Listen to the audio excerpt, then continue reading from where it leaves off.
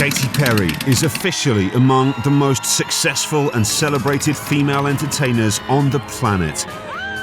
Since her 2008 debut, America's reigning pop queen has sealed her place in music royalty. Hi everybody, and welcome to the behind the scenes of the Hello Katy tour. Ah!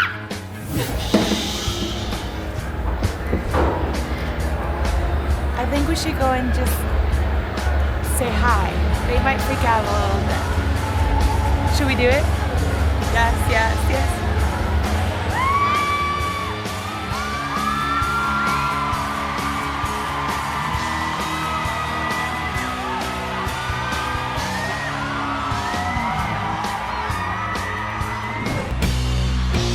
Katy's ascent to mega stardom has been so dramatic that she's the only woman in history to have 5 #1 singles from the same album.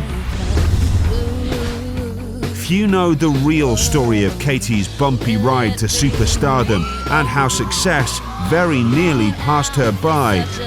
She was very, very, very, very nervous, literally shaking. She was right next to me, and she was just her whole body was convulsing. It's been quite the journey. I was signed to major labels and dropped. They wanted me to be like whatever was popular, like the Avril Lavigne, the Ashley Simpson, the Kelly Clarkson at the time. I liked those girls, but I just wanted to be me. When I was a kid, I grew up in this very sheltered, kind of suppressive atmosphere. She wasn't allowed to watch any TV. Bedtime stories were just Bible verses. Church was all she knew. Her parents are Pentecostal ministers. They came to the show in Paris and they were very reserved people. When everything went mad about Russell Brand and her, and she was on the front cover of every magazine, it was a weekly kind of Katy Perry fix. My comedy now is all about sort of domesticity and looking after cats and burglar alarms and all cleaning your teeth together, when it's about roaring through the London streets with razor blades and ticker tape and glitter all over your tongue. We're getting married, and we're gonna wear white. I was really surprised because they just met and then all of a sudden they're getting married. It's extraordinary how when Katy and Russell got together, the speed at which they kind of committed to each other. We interviewed Katy around the time she was about to get married to Russell, and she said, when someone's the one, you just know. She's a real romantic like that. Katy was in her mid-20s, awash with sex hormones at that age. Your biology is positively screaming, I want to find someone to have babies with. She was going with her gut instinct. Now, when you're awash with those hormones and you connect at the kind of animal level, then you don't make good choices. The romantic element I keep private because between me and my lovely wife. The crazy element, you've seen my books, waking up in rooms full of refugees, hanging off of boats, arrested in crack houses. I had a ridiculous life. When you break up after a whirlwind relationship, you know people are thinking, I told you so. And how foolish would you feel when you had this ridiculously huge marriage in India, and then all falls apart, like a year later. After coming through a dark period and a dark time where I lost a lot of my self-confidence because I was let down, I got very upset in my personal life, and so through that I lost a lot of my strength, and I had to turn inward.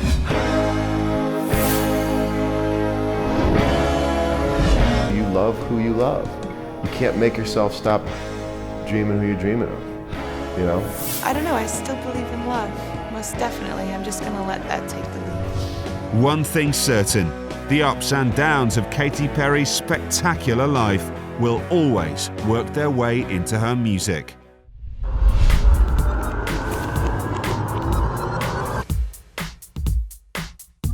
There is much that's paradoxical about Katy Perry.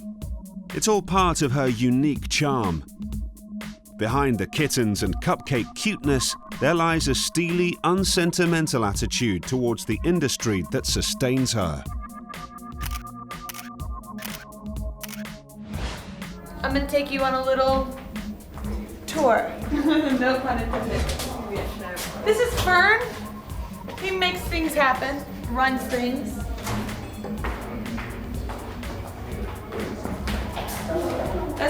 all the bad people, no energy. The bad fans. Katy Perry isn't a classic pop princess. She's a real tigress. There were definitely two Katys. She treated us very well, was very gracious. Katy's personality is quite difficult to gauge because she does seem to exist in two places, and the Katy Perry persona has one personality, which is obviously the projection, and then there's her. We don't have the damn strawberries! Bradford, this sucks. We don't have strawberries. You gave 4 away last night. I gave my strawberries away last night. We have these specially made strawberries that you can probably see all over the internets because we get them made, they're larger than life, they're about this big, and then we toss them out into the audience and they kind of like bounce them around like beach balls. There were a couple of moments on the first 2 gigs when the video screens didn't work. A couple of the production managers got bawled out. We saw them running away from the production office, sort of looking very disgruntled. So she runs a tight ship and she wasn't very happy about that. Where's my cherry chapstick? Bradford, do you have my cherry chapstick? A man should never have a woman's cherry chapstick. Katy is very different from a lot of stars. When we were there rehearsing, she was just nice enough to introduce herself to everyone, and she didn't come in like she owned the place, even though it was all about her, you know, it was her show. She was just really humble, which was nice to work with. Hello. Oh yes, my microphone stand. Hold on, stay right here. When we got onto her tour bus, that was definitely the peek behind the curtain, and you felt like you were meeting the real Katy there. And having just been exposed to Katy Perry for 4 weeks and that larger-than-life persona, and she looks like a doll and her eyelashes are insane, and you know, she's wearing 6-inch heels whenever you see her, so she towers over you, and then you meet the real person and she's just this sort of quite fragile girl in a juicy couture tracksuit and some Uggs with her hair in a scrunchie. So, I like a theme, like I told you, kittens and fruit. I don't know why. I would expect from Katy to turn up in some glamorous outfit, like looking amazing, and she just turned up in tracksuit bottoms, hat, sunglasses, and she was like, let's go. What you see is what you get. You know, she's like a normal girl. I'm not a very complex girl, I just like certain things. And so I had them make an LED fruit glittered microphone stand. LED lights, basically this lights up into different colors of the rainbow when it's on, and it can pulsate and it can flash different rhythms and different colors to match the song. If it's like a song called Hot and Cold, it will go up and down. And these fruit glitter, and it's kind of heavy. And then I had my microphone crystallized with cherries. It's these little things that keep me really happy to be on the road 365 days out of the year. I also have danced with Pink. Comparing those two, Katy was very, very much like a new girl to the scene, very shy, kind of smiled at us, whereas Pink was with us on stage, right guys, like directing us literally. So the difference, you know, was massive at the time. So I have to tell you, everybody always asks, is there something you do before a show? And I never used to have a ritual per se besides warming up and stretching. But then after singing every other day for like 5 days for a whole year and a half, 5 days a week, my voice started getting a little bit tired and I needed to come up with more of a ritual. And my very close friend and manager said, when Roy Orbison was alive, he used to drink a Coca-Cola and have a Tylenol an hour before his show. And he put on a performance like no other every single night. And Katy Lang does it as well. And I guess I started doing it. So every night, an hour before my show, I have some Coca-Cola and a Tylenol. And I don't know if it's good or bad, but I think it just messes with my mind to let me know we're gonna have a great show. It's probably not the greatest idea because caffeine isn't usually good for singers. I'm probably freaking out. So many vocalists that are watching this right now, they're like, that is a horrible idea. Well, Roy Orbison did it. He's a classic.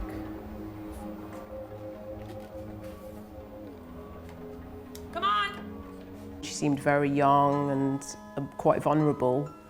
And yeah, she seemed tired, but that's to be expected. You know, the weight of the world is on her shoulders. She is literally carrying all of these people in this huge, sort of monolithic career she's built for herself. My mother never let me drink Coca-Cola. That's really why I think I do it.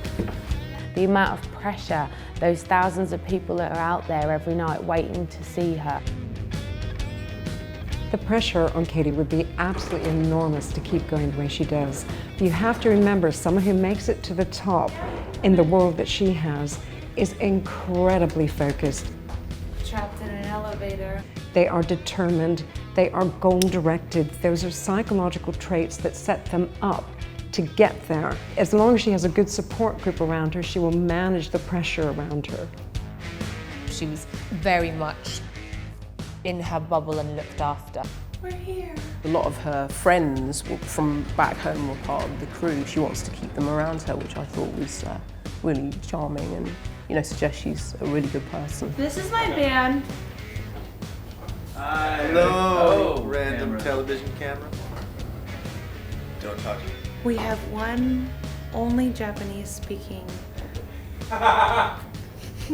person in the band. He doesn't speak English.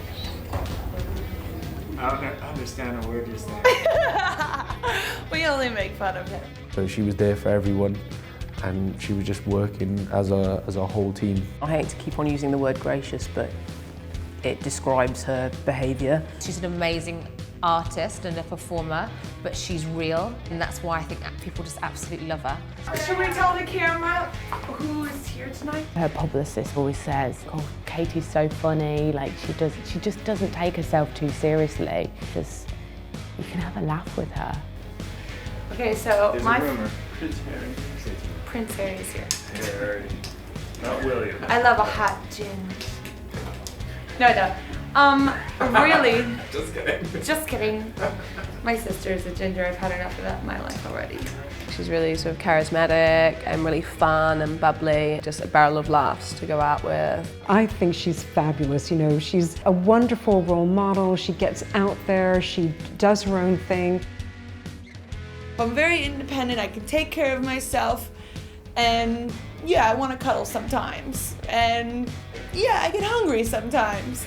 And I'm nice generally, but I want to do my own thing. She's not afraid to be normal.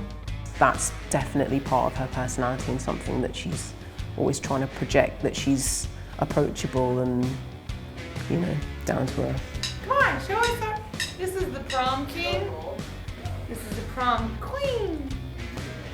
I always want to be really relatable. Like when I reach out there, I want them to be able to reach back. Every night I go into the crowd and I get like into the crowd. And you know, after I come back, everyone's like, you're crazy, you gotta stop doing that. I'm like, why? They don't expect it. That's that one extra thing that they don't expect that's kind of like, wow, she's normal or she's like a real person. I hate the idea that I'm any different than them or that they couldn't do this.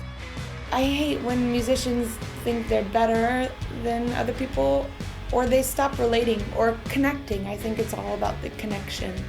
And I always want to connect with my audience. I want them to know that we're kind of on the same team. We are on the same team. Thank you so much.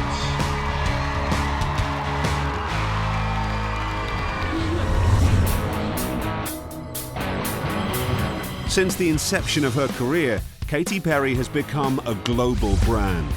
In the midst of promoting her music, the perpetually busy star has been building a multi-million-dollar product empire with an impressive array of commercial achievements, ranging from album sales and merchandise to touring and endorsements. In every category, Katy is at the forefront.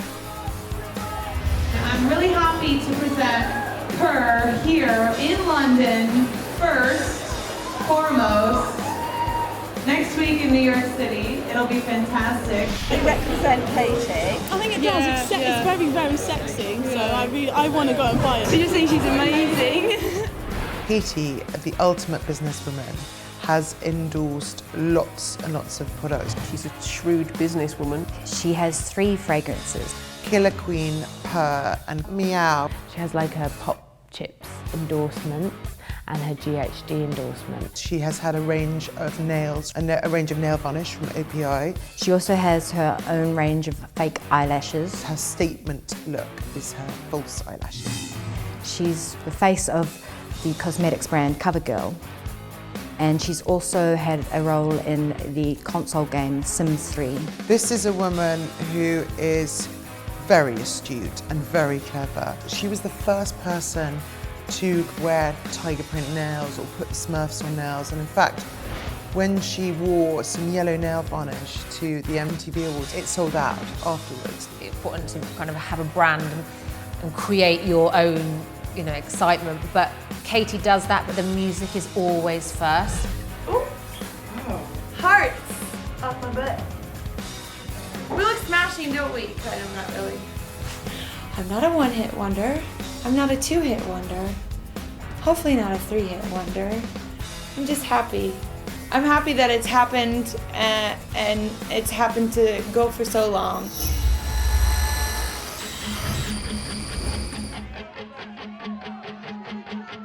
Before she roared onto the pop scene as the incarnation of a global mega brand, Katy Perry's formative years were less starry. In the 1960s, Katy's father, Keith Hudson, lived a hedonistic party lifestyle.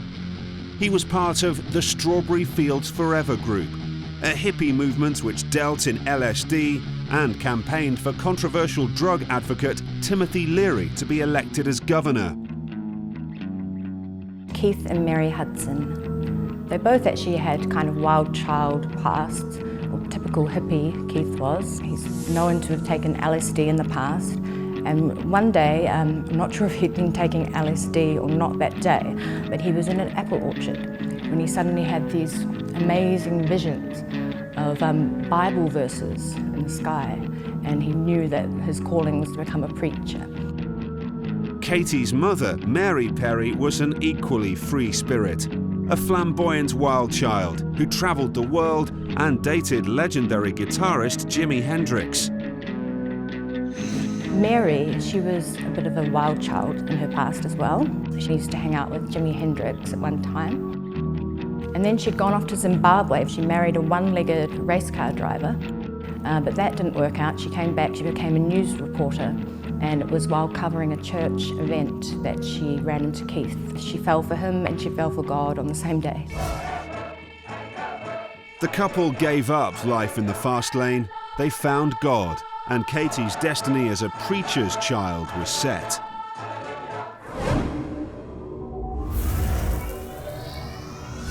The contrast between Katy's past and present couldn't be more stark. Born in 1984 in the sleepy coastal village of Goleta, California, Katy grew up in a happy but sheltered household, utterly protected from the outside world. I love Easter. If Easter could be every single holiday, that would be perfect for me, because I remember loving Easter so much, dressing up in those big dresses and the hats and going to church, and I'm like, yes, I look like an Easter egg. I'm so happy right now, and I'm only 10 years old. I don't know, I'm attracted to colors and things that make people smile. Katy was born in 1984 in a very quiet part of California. She comes from a really sweet family, an all-American family. Katy has 2 siblings, a brother David and sister Angela. She's very close with her brother and her sister. Her sister was on the tour with us, and she seemed to interact with her a lot and delegate stuff to her. They're quite close and they work together. When I tour, I take my sister with me. She's essential. She doesn't care how many records I've sold, or what I'm doing, or who I'm playing for, or, yada, yada, yada. She puts me in my place. She loves putting me in my place, actually. and I fearfully respect her because of that. I have this like fear, you know, that fear you have of your parents when you're little, of like, okay, yes. It's kind of the same fear I have of my sister. We love each other from a distance. I'm just kidding. It's like Bodyguard. No, it's not. Hopefully, God, it's not. Christianity played a huge part in Katy Hudson's upbringing. Her devout Pentecostal parents had strict beliefs and practices. She had a very unusual childhood. They were sort of cocooned from normal society. Both of her parents are pastors, they're very religious. They were extremely strict parents, but it was more the values and the very strict conditions that her parents put on the children that affected her somewhat. Coming from her family religious background and stuff, it must have been extra hard to make it. The religious upbringing that Katy had would have had a tremendous impact on her personality. Katy's come out publicly and said quite a lot of negative things about her childhood. She in fact once said she didn't have a childhood. Katy's parents became travelling ministers. From the age of 3, her childhood was spent travelling across America as her parents founded new churches. With no fixed home, the family lived in Oklahoma, Arizona, and Florida. Freelance ministry is not a lucrative line of work. The family gave their all to God and often struggled financially.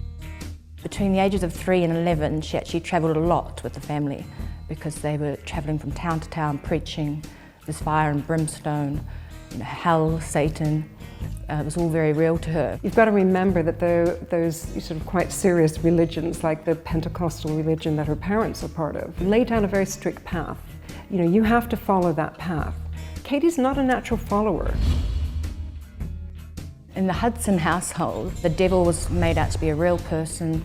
Her mother, in fact, banned the word lucky entirely from the household because she said it had connotations of Lucifer, the devil. She did have to rebel against her background and her upbringing, so probably took quite a lot of strength for her to do it, and that's what we really admire about her. It's surprising because she suddenly wears some pretty full-on outfits. She's cheeky. Her past was a lot more sort of good girl, really, whereas now I think she's got a bit of a naughty side. And there's my cherry chapstick.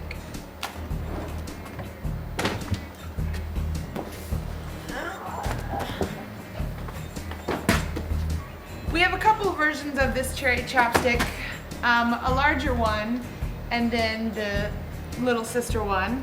And I bring this out every night because for some reason, even though I Kissed a Girl has been playing for maybe a year and a few months now, people still forget to bring their cherry chapsticks to the show. It's very perplexing. All these girls in the front row forget to bring their cherry chapstick, so then they miss the opportunity to lock lips with yours truly. So, luckily for them, I bring my own. I carry it thousands of miles. It's been to Japan, it's been to Moscow, it's been to London. Well, we're in London. It's been everywhere, and we have to get it cleaned every single night because sometimes girls end up kissing it. And at the end of the night, I kiss a girl. That's right, I've kissed over 100 girls.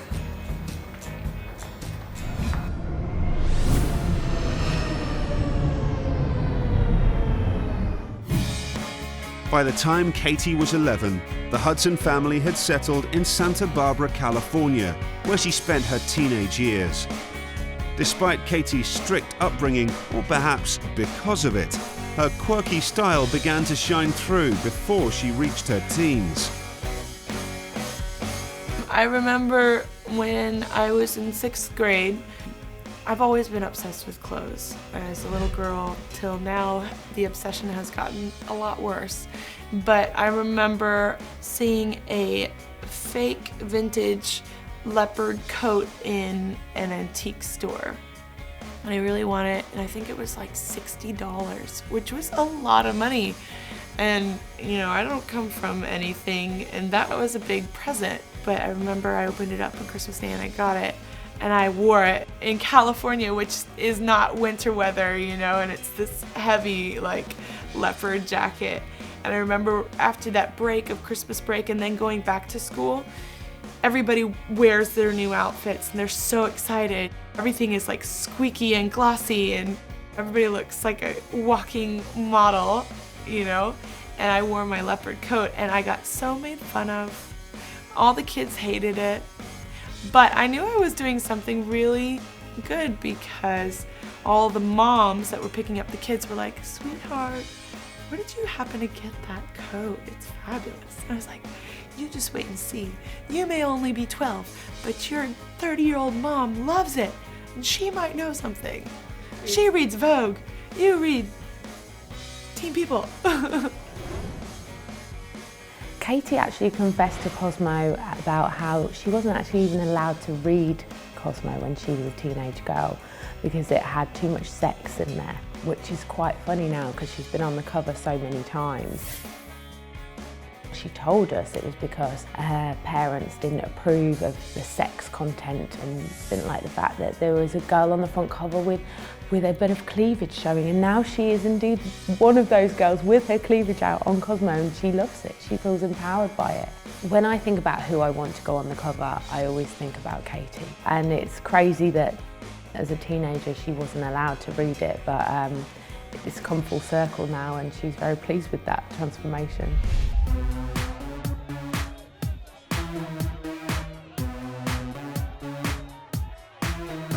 Have you ever kissed a girl? I haven't. I'm saving myself for Miley Cyrus. She's a wonderful role model. She gets out there, she does her own thing. She actually made people feel fine with her saying that, as a preacher's daughter even, saying that, you know, I kissed a girl and I liked it. It seems as though that was an attention-grabbing thing to talk about something so provocative, but absolutely not when you meet her and you can see that this is absolutely her. She's quirky. Actually, it's kind of one of those things where, like, you open up a magazine and you look to your significant other and you're like, I'm not gonna lie, if Scarlett Johansson walked into the room and she wanted to kiss me, I might let her. I hope you're okay with that. It's one of those, like, that's my one. And it talks about, like, just like the magical beauty of a woman and how, like, special that is and how we can pretty much do anything. We are the dominant species.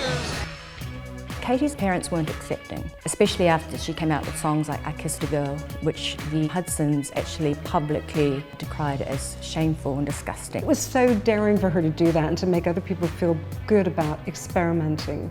And I think that's a very healthy role model to have. At the time it was really unheard of, you know, this really sexy girl singing about kissing girls, and I thought, oh my God, that's so cool. You'd think that maybe the relationship between Katy and her parents now would be a little strained, but they actually all get on very well and her parents support her in what she does.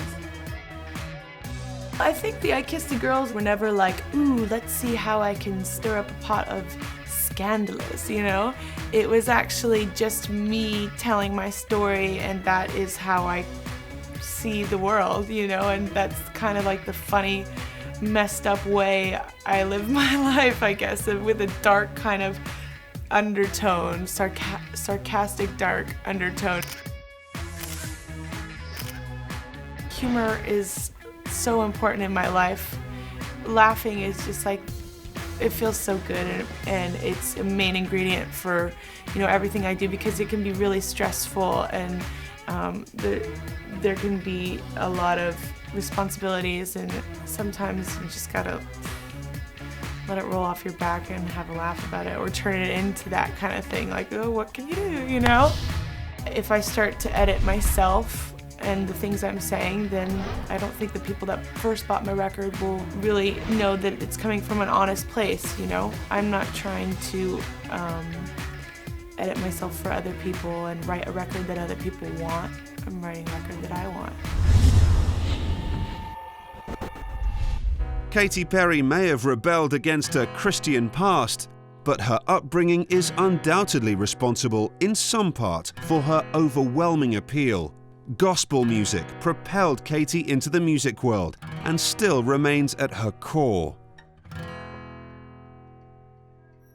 Katy is still religious to this day. She has publicly said that she believes in God. She has a tattoo that says Jesus on one wrist. She got a tattoo at the age of 18 to remind her where she comes from. She hasn't had it removed, so you have to assume that there is a level of faith there. She does have these real traditional values, but her career has been anything but traditional. You know, she's been quite outlandish. Although the Pentecostal religion would have been imprinted on her sort of whole psyche, she's found her own way to go through life, and she seems to straddle both her religious background and being in the pop world, which, let's face it, the music industry can be quite a dirty world. She's been quite provocative and sexy at times, and that's what we love about her.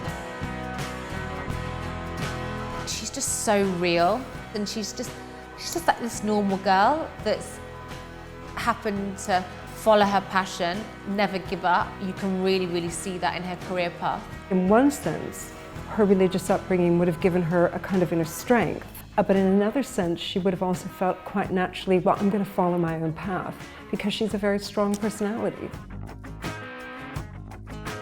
When you do end up in the spotlight, there's still all those things going on in relationships and friendships in your family, and you definitely don't air them out as much, or I never really did in the first place much, but that's where kind of like my songwriting comes from, is my own therapeutic moments I need to have with myself to get over a situation or get over a problem I'm having or deal with something I'm going through. I usually write a song about it, and I've been through a lot.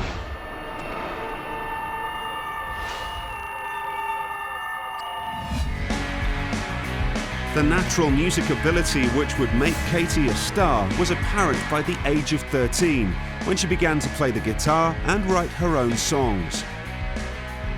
The first times I started singing was in church, but then when I started playing guitar, I would go into the newspaper and I would find, you know, open mic sessions and coffee shops that would let anybody sign up to play. Although I was pretty good at karaoke. And I would go there and I would just pull out my guitar and play these little rough drafts of songs and get people's feedback and really see if it was connecting, if people really related to it, or if they would even listen, you know. Katy Hudson, as she was known then, has always been very interested in music. Her family called her Katy Bird, or the songbird, because she was just always warbling away. And it was about the age of 9 that her mother suggested she start to get singing lessons, and they quickly noticed her talent.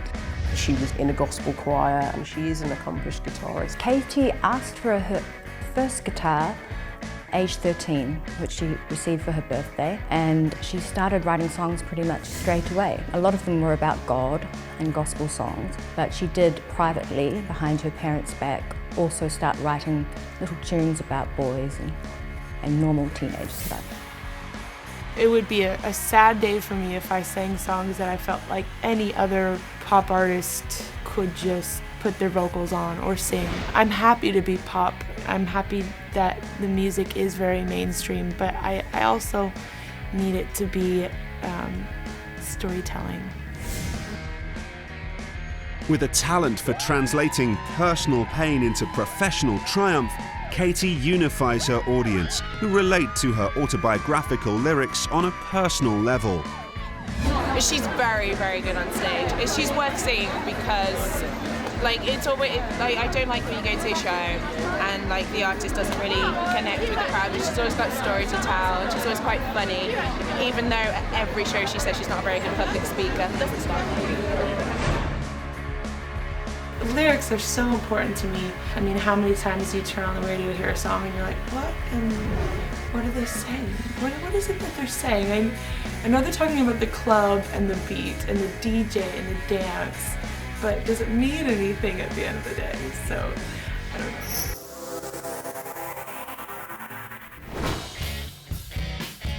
Katy Perry is not your average manufactured act. A lot of people think she has nothing to do with her own songwriting. In actual fact, she is very involved. She does work with other producers, of course. However, all her lyrics come from, you know, real life experiences and very personal to her.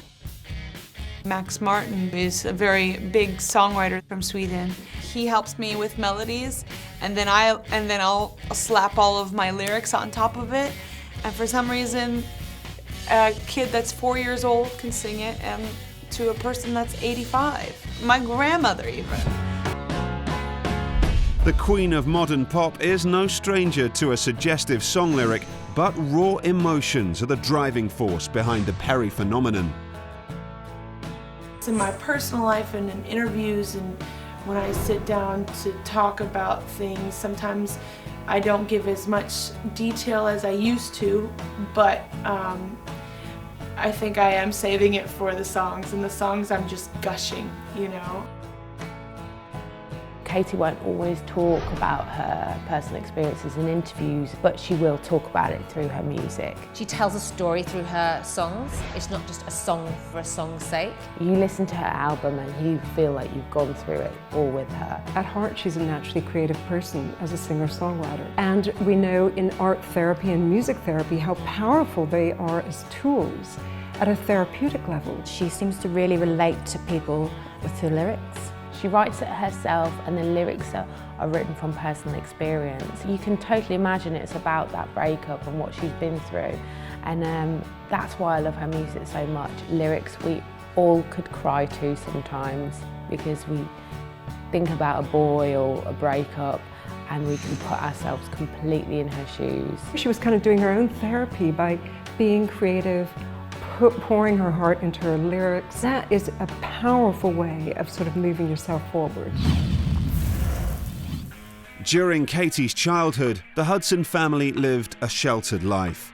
She and her two siblings were not permitted to watch cable channels like MTV, and pop music was banned in the household. I didn't really have a whole lot of MTV in my life growing up, but I know that when I did see the bits and pieces I saw, they were really like powerful, and they really affected me, and I kind of grew up always, you know, having that in the back of my mind saying, oh, I want to be a part of something like that. Katy was exposed to gospel music only through her family. She was actually banned from watching TV. She told us it was because her parents didn't approve. She wasn't allowed to watch any TV, but obviously they couldn't block everything out, and so, you know, as she became a young teenager and she went to friends' places, she'd watch MTV. When I was a kid, I remember getting a hold of that Jagged Little Pill record by Alanis Morissette. I felt like I was the only person going through whatever I was going through, and then she sang songs and wrote songs about it, and I was like, okay, I'm not alone. Great. Katy seems to have a lot of different influences. She loved Alanis Morissette, which is quite at odds with her, where she's playing the guitar and she's singing Christian songs. She's a real country girl. Her early style icons were Gwen Stefani and Shirley Manson in Garbage. Other influences included Madonna, Joni Mitchell, and Gwen Stefani in particular. She liked these sort of rock star women. That's why her career took a while to progress. It was about finding herself and finding her sound. She's obviously this pop phenomenon now. She tried to go down that slightly more underground route first. It took her a while to do that because she did have to rebel against her background and her upbringing, so it probably took quite a lot of strength for her to do it, and that's what we really admire about her. I would have to add to that, Madonna has been a real inspiration for her. Certainly you can see the kind of 80s desperately seeking Susan in Katy quite a lot of the time.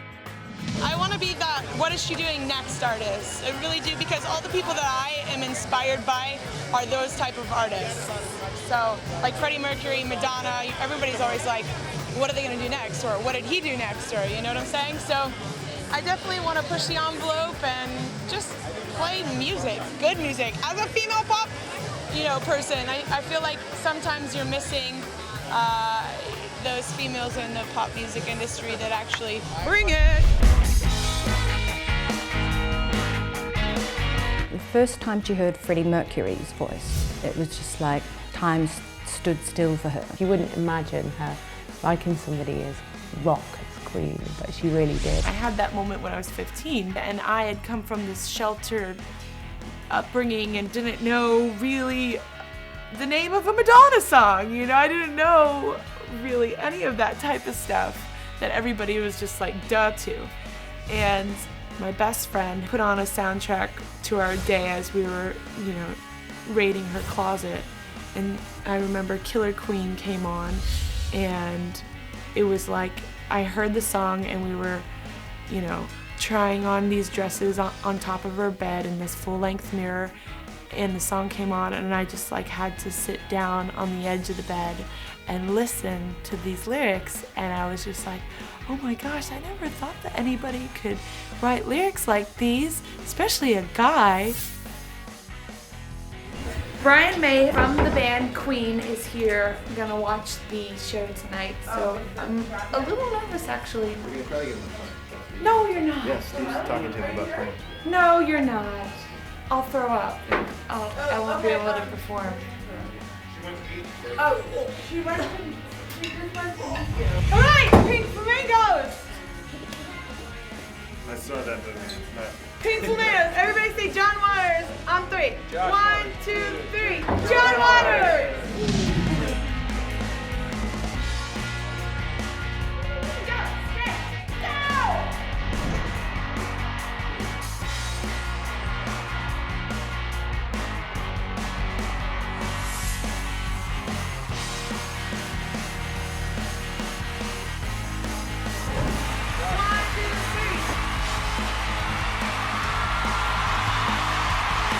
Brian May came to a show in London. I had actually been stalking him and, having some of the people that I work with send emails saying, oh, by the way, we're in town again. If you ever have a night off, we'd love for you to come out and see the show.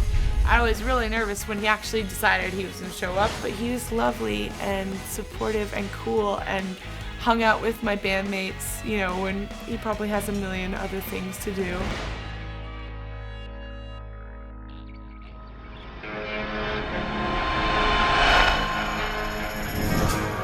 By the time she was 15, Katy Hudson's passion for music had grown.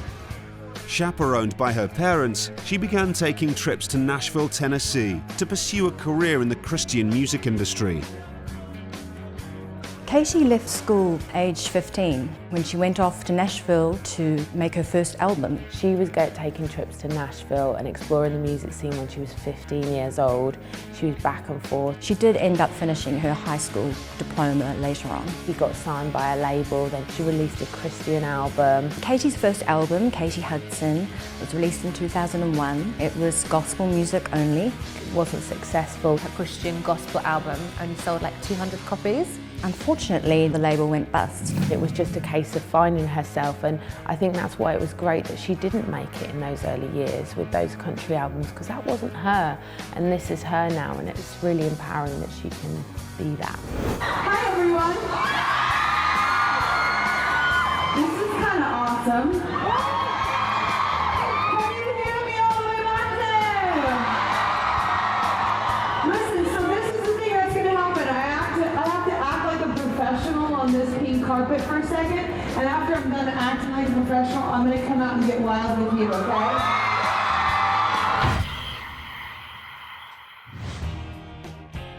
Disappointed but undaunted by the failure of her first album, Katy Hudson adopted a new surname, abandoned the gospel genre, and aged just 17, headed to Los Angeles to pursue her dream of stardom on the pop circuit. I started out playing in this place in Los Angeles called Hotel Cafe. A lot of musicians come through there, a lot of singer-songwriters, but you never know who's going to show up. If you can go into a bar and play a song and have anybody listen, you really kind of made it. After her first album's non-event, she wasn't deterred. She decided to go to California and to pursue a career in pop music. She'd actually been working really hard behind the scenes for many years and trying to make it. Katy changed her last name from Hudson to Perry, which is her mother's maiden name, because she was worried that she would get associated with the Hollywood actress Kate Hudson, because she was convinced that she would become famous.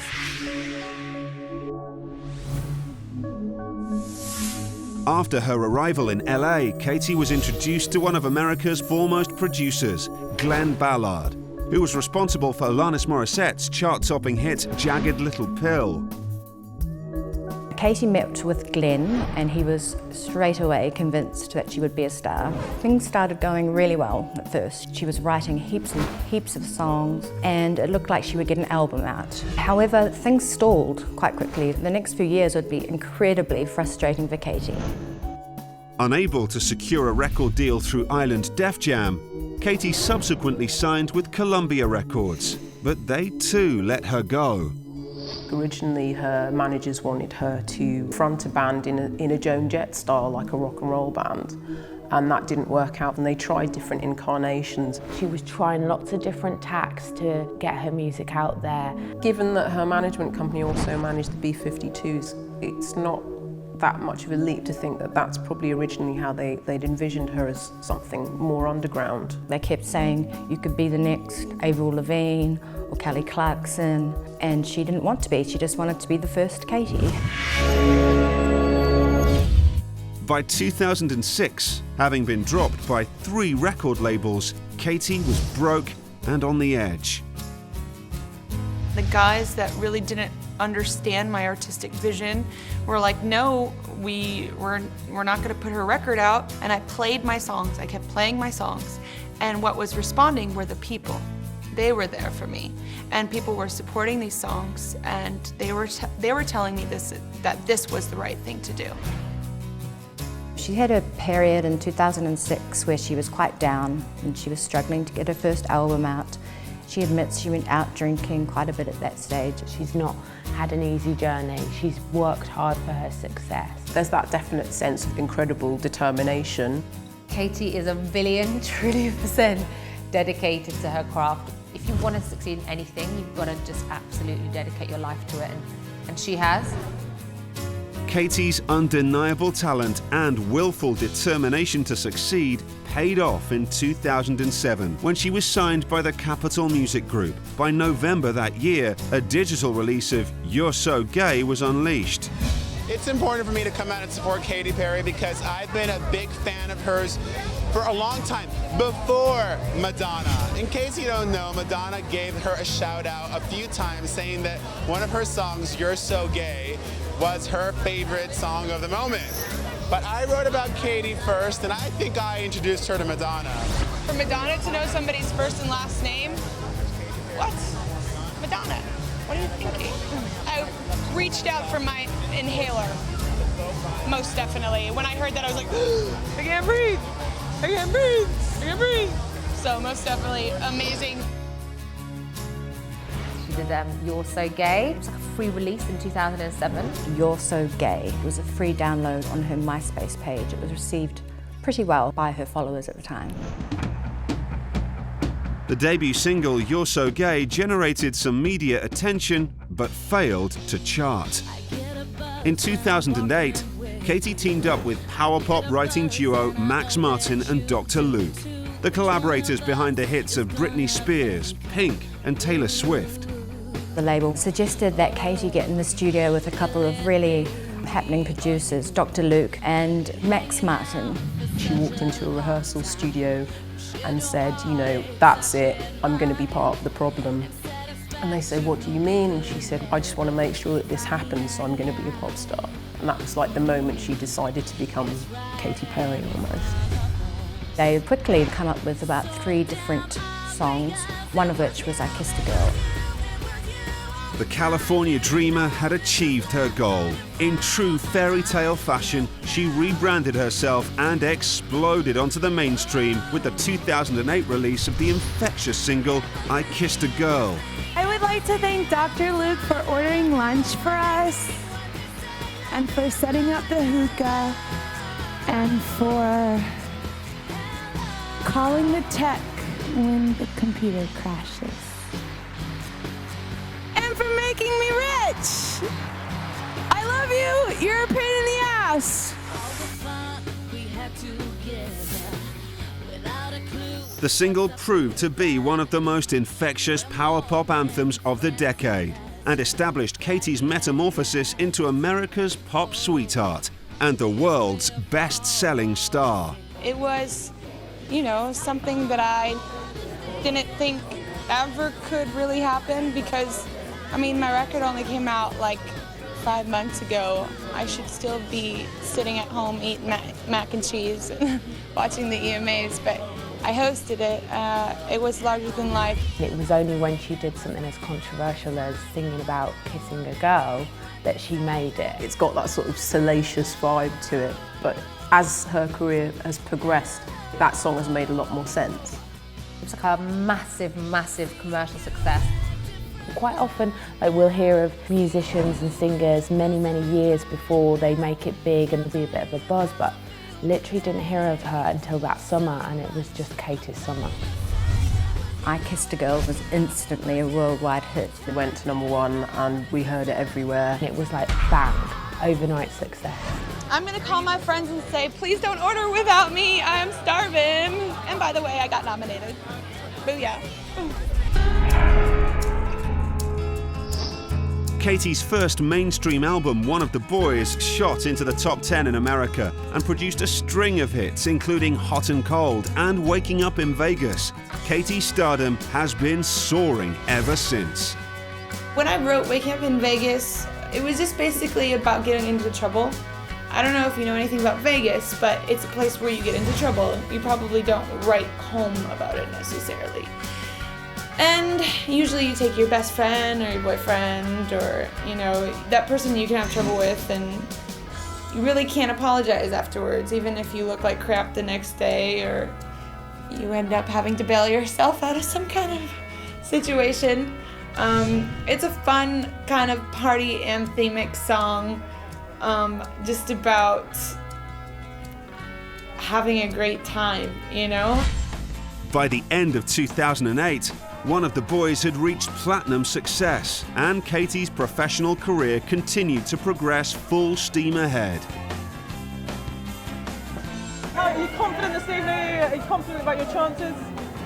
No, not at all. It's very competitive in my category. Are you a fan of the Brits? Is it something you've watched before? Do you know? I haven't watched it because I live in the States, but I know its importance. I know it's as important as the Grammys, and to be a foreigner be a foreigner here and to be nominated is a big deal. So thanks. 6 MTV Music Awards and 2 Grammy Award nominations later, the multifaceted artist began writing tracks for her career-defining Teenage Dream album. I don't feel completely different than when I started. I feel like I have a lot to prove still, and I still have that ambition and that drive that I had, when I didn't have any money, or when I didn't know what was going to happen in the future, if I was going to make it or anything. I still kind of feel that way of like, oh, this is great, I had a great hit record and I know that I'm good at this and this is my gift, but I know I have to work at it and continue to kind of keep shaping it and not just like let it sit out and, oh, now I'm famous and I have 12 people doing it all for me, No, I can't do that type of stuff or it won't work.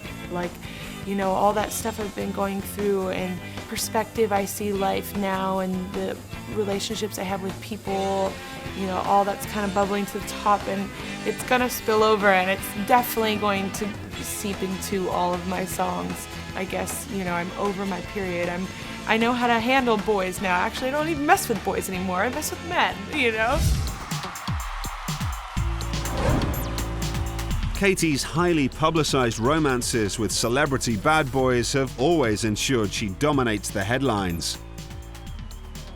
I'm doing a ton of festivals, and usually, I actually have a couple of my girlfriends out because I told them to come out. I'm gonna go and do a couple of festivals, and I'll be backstage, and there's lots of hot band boys hanging out. You should come and we can creep on them. And we get into trouble, yeah, we definitely do. Katy first met British actor and controversial comedian Russell Brand in 2009 during filming for a cameo appearance for the movie Get Him to the Greek.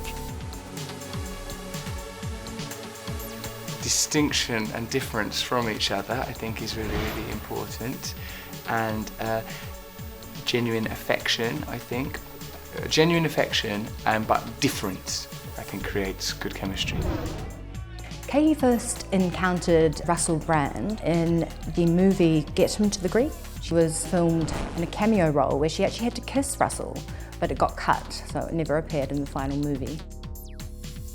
I nearly choked on my coffee when I first heard that she was going out with Russell Brand. It was weird when they got together actually, because knowing them separately, you would never, ever, ever put them together. They look like such incredibly different characters. You know, he always had that dark and kind of seedy side to him, and she was this kind of fresh, you know, vibrant, energetic pop princess who really knows her own mind, but she still had that kind of very fresh and innocent look about her. He looked like this kind of challenge and this guy that she could help, and you know, she's so positive and amazing. So in one sense it was kind of like, whoa, they're going to make it work. She took quite a fancy to him, but you know, he was trying to like get her to go out with him that night, and she said, no, you're going to have to wine and dine me, and it sort of developed from there. Russell Brand achieved notoriety in Britain as a television host and stand-up comedian. Who is using this as an opportunity to shoplift? Yeah, I definitely would, because a lot of the security is distracted at a time like this, so yeah, feel free. Russell was really fun, and I thought he was quite charming to begin with. Working in London since I was 18, I've known Russell on the scene before he moved to LA. To say that he was a Lothario is an understatement. You know, he would leave venues and clubs like 4 or 5 girls. He has a really short attention span and gets bored easily and just go, go, go.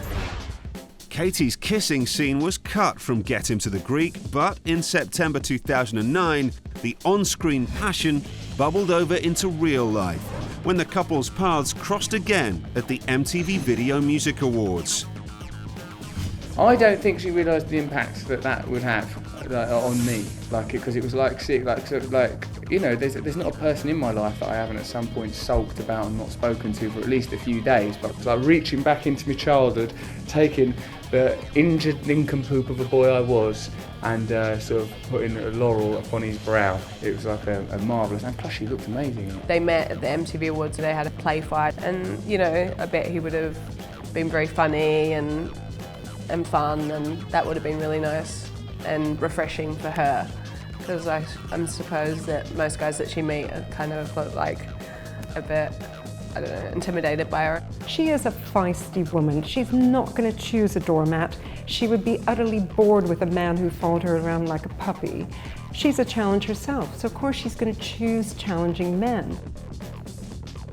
He prefers to sort of date a string of women.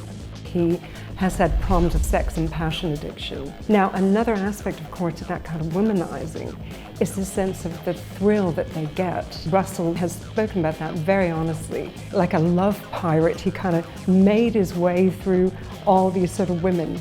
And at some level, women are attracted to that. They both seem to fall in love with each other very quickly, very deeply, madly. Katy wouldn't talk about it as such, but she couldn't resist kind of talking about it a little bit because she was so happy and she was planning their wedding.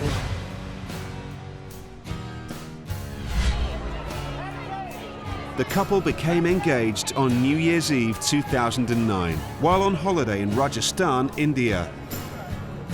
We're getting married. It's gonna be somewhere fabulous, but I can't say. It's definitely not in India, because we already went there. I was already engaged. I was there for 2 weeks. Over it. Japan! British comedian Russell Brand and American pop star Katy Perry have tied the knot. The couple has issued a statement confirming they were married Saturday in a private and spiritual ceremony in northern India. A Christian minister and longtime friend of Perry's family helped the couple exchange vows. The wedding was reportedly held at a luxury resort in a tiger reserve, attended by family members and close friends. Security was tight at the hotel, with private guards stationed there and at other nearby hotels. The couple and their guests started arriving in Jaipur for the 6-day celebration on Wednesday. Brand proposed to Perry in the historic Indian city back in January. Ross Simpson, The Associated Press. The real Russell Brand, wherever the hell he is, has been tamed. He has. With dog sweets. I was just happy for them both. I was like, oh, Russell and Katy, okay, getting married, that's cool. They seemed really cute together and really loved up, so of course you would like to see someone that you know happy, if it's not with you, with somebody else. Anything that flagged up to me that they were not going to work out was the fact that they had that huge over-the-top wedding, which when people put everything into show, often underneath it, it's because there's nothing really there to support it. And they feel they overcompensate at a psychological level by showing to the world how big their love is when actually it's quite fragile.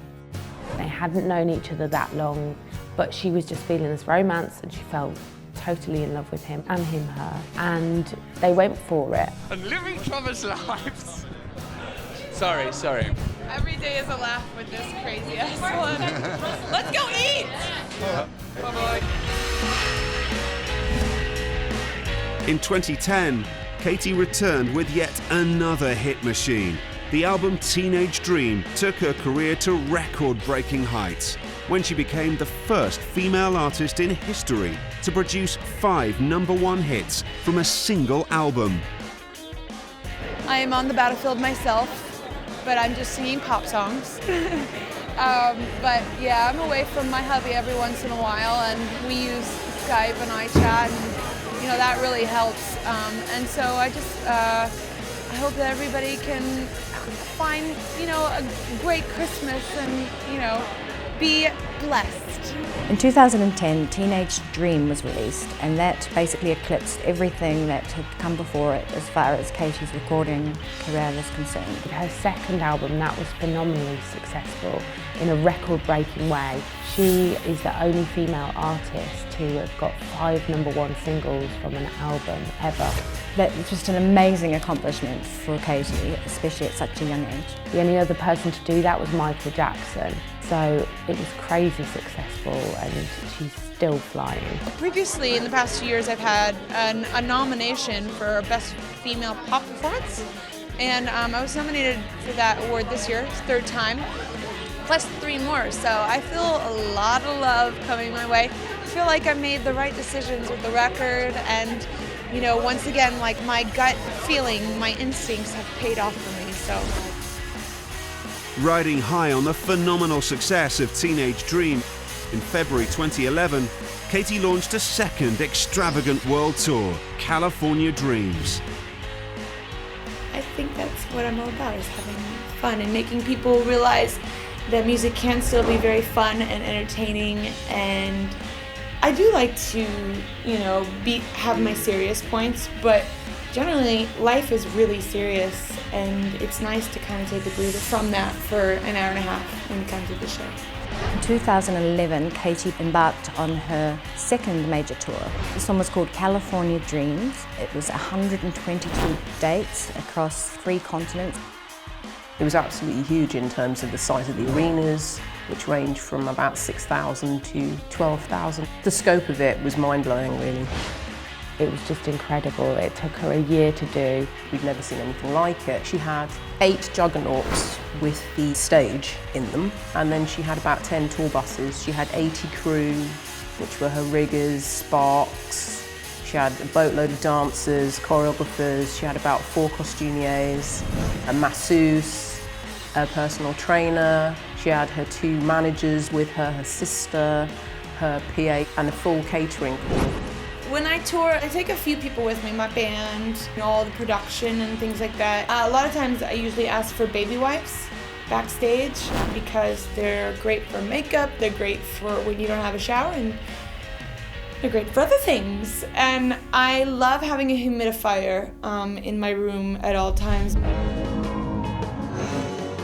I was hired as Katy's dancer. I stood next to her because we're very similar height. So as we entered the stage, she was right next to me and she was shaking. I grabbed her hand and I looked at her and I was like, "You're gonna be all right?" And she's like in this like cute little American accent, she's like, "Yeah, I know. And she just like that steely focus, and she smashed it. She has this persona of being a semi-50s pin-up, but there's a lot of double entendre and innuendo in her performances. She had a huge prop. She came out with this massive lipstick, like riding up with like a big helmet on. So she was on this chapstick, which looked like a male sexual organ. So I remember on rehearsals, like she came up riding and she's, you know, like, oh yeah, oh my God, it's so good, so hot. So, you know, we all thought it was brilliant. Katy wanted fireworks in the background, so the pyrotechnics that we had to use on stage, we had these backpacks, look like Ninja Turtle backpacks, these circular things, and they have fireworks that spin around and create a giant cathode wheel behind you. If it goes wrong, it could be dangerous. They were quite scary. It made me nervous just before the show, but as soon as we got out there, she lit up the whole crowd. The moment she went out there, thousands of people in that audience, and they were going crazy. There is nothing like the sound of 12,000 people all singing at the top of their lungs. That is like so stupendous, it's impossible to kind of articulate. My aim is just to have a fun time and make sure that, you know, these kids go away having a good time, feeling good inside, feeling like they were entertained. Maybe they learned something about who I am and my music, or they were inspired in a creative way. When it comes to rocking fashion, Katy's inimitable style is celebrated almost as much as the music itself. Katy is definitely not a slave to fashion. She's completely creates her own look. In fact, I say she's a kind of zeitgeist of fashion. Not many women could get away with what she wears. She is like a kind of kaleidoscope explosion of colour and popular culture. She is completely that showgirl with whipped cream shooting out of her bosoms, you know, that is Katy. Katy is often seen on the front row of shows. She has a huge relationship with Chanel. She is especially close to Karl Lagerfeld and always on his front row. I have been researching a lot of the vintage Chanel. Everywhere I go, I was just in Berlin, I was just in London. I always go to the vintage stores and ask for all like the 1990s vintage Chanel if you have it. So I think that the pieces that you buy from Chanel only appreciate in value. It's kind of like a man's watch. Her style is kind of confusing and chaotic, and it changes all the time. She uses style to express herself, and she uses it to cheer herself up as well, you know. When you're feeling down, if you put on a crazy frock that's got strawberries all over it, it's gonna make you feel better. You know, when a girl gets a new outfit, it gives her this extra oomph. And when I get a new outfit, I usually wear it the same day, and I don't know what it is. It's just like that new dress. It makes you feel fun and alive and vibrant. Katy looks like a Hollywood starlet from the 1940s. I mean, she dresses her curves in that way. But also she's very reminiscent to me of Vivian Leigh and Greta Garbo. She says that the 1940s is the best style of clothes on her. She does the done-up look so well, and she kind of has this bit of an old school feel about her. It's a bit like a Dita Von Teese look. She really brings that 50s look, the Dita Von Teese, the pale skin and the flicky eyelashes, you know. A lot of girls were caught up in the fake tan and the very fake look, whereas Katy, you know, she's more natural and she's got the pale skin. She's more of like, she's almost like an English rose, but she does like the really precise makeup and the 50s look. Her makeup is pretty heavy. She hates to go barefaced. The stage makeup takes at least 2 hours to apply. It would take her roughly about 2 hours to get ready, but she'd get ready for different things. Like she would normally arrive to the venue at about 4, and then she'd sort of semi-get ready, like sort of Katy Perry light, and wear a little bodycon outfit, and then she'd go and meet a load of fans and do a meet and greet with them, and then she'd go back into her dressing room and do the full-on Katy Perry thing and come out at about 7, perried up. She does the brightly coloured costumes and hair, and she's really pared that back and she's really calmed it down. I like now that she's changed her look a little bit to become a bit more sophisticated. She has definitely grown up, and her style evolution shows that as well. She's a serious artist, she's got nothing to prove, she's successful, and she looks great.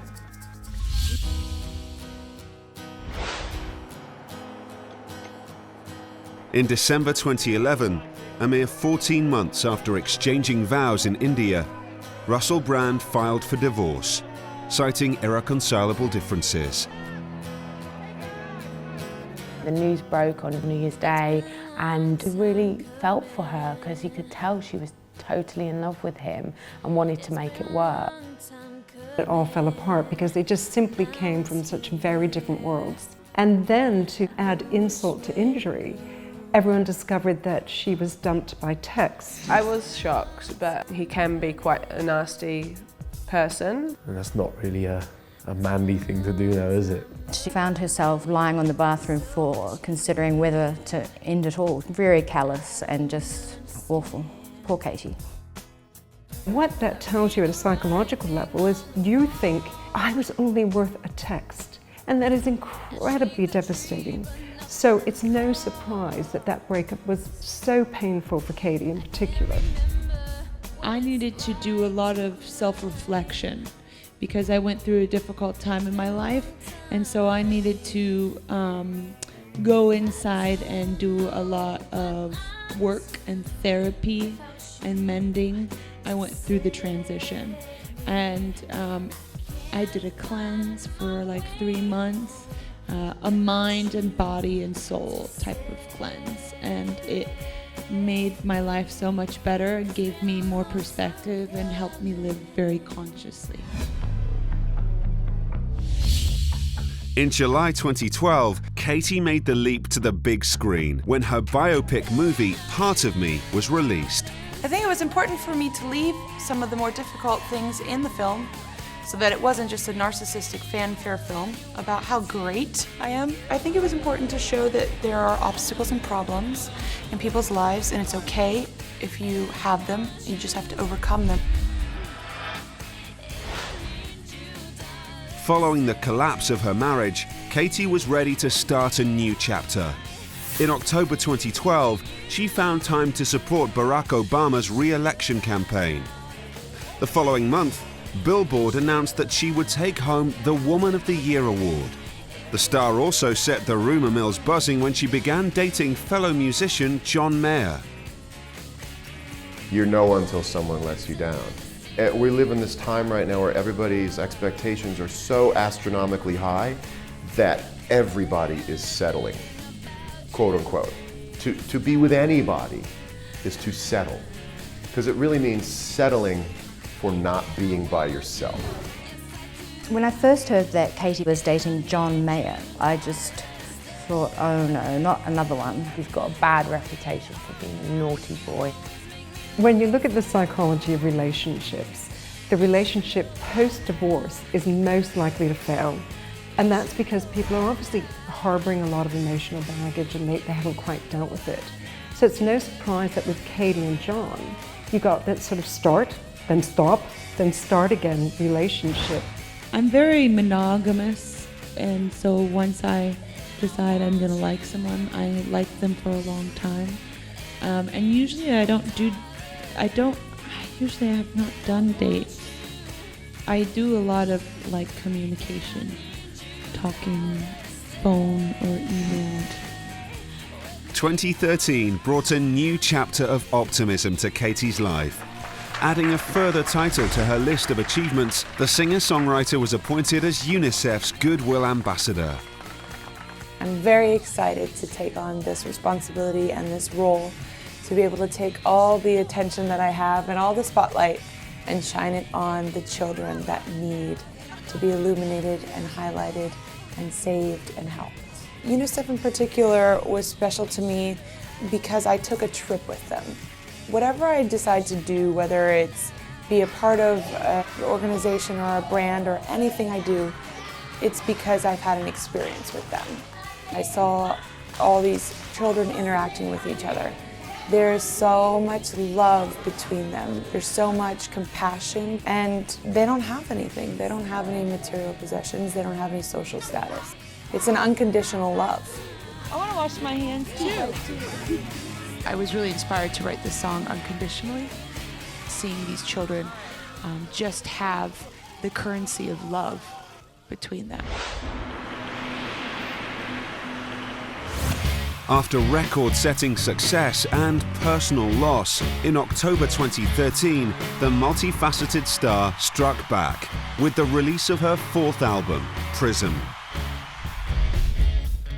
Well, the new record is a very self-reflective record. It's a record that was influenced by me letting a lot of positivity into my life, a lot of light into my life, especially after coming through a dark period and a dark time.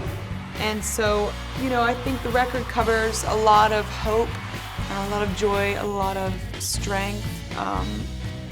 Basically, I called it Prism because I let a lot of light into my life. It influenced all the songs, and now I get to beam it back out into the listener. So I feel very prismatic and full of these wonderful colors. And I just kind of like to be a light.